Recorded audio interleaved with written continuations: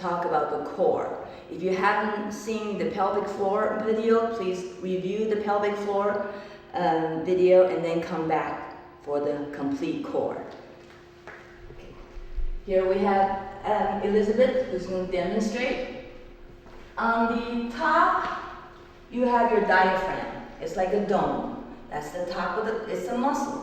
When you inhale, it contracts to push down, to make room for your lungs. When you exhale, it releases. When you inhale, it contracts.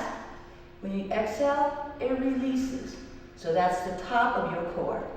The bottom of your core, we talked about, is your diamond.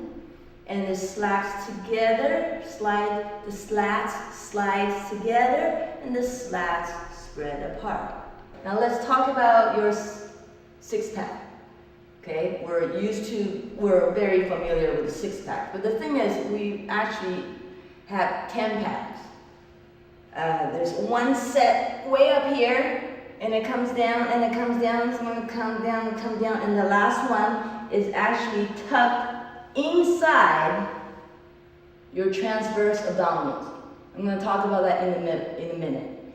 So think about it. Your rectus abdominis, boom, boom, boom, boom, and it gets tucked under your transverse abdominal muscle. Okay, so that was the rectus abdominal. So that the function of that is like when you do crunches. So can you do crunches? You do crunches. You use all of that to contract. You use all of that to contract. Okay, cool.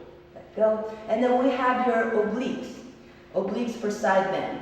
Go side bend. You got your internal obliques, pulls you over here. And you come back up. Try to the other side. And return. Good.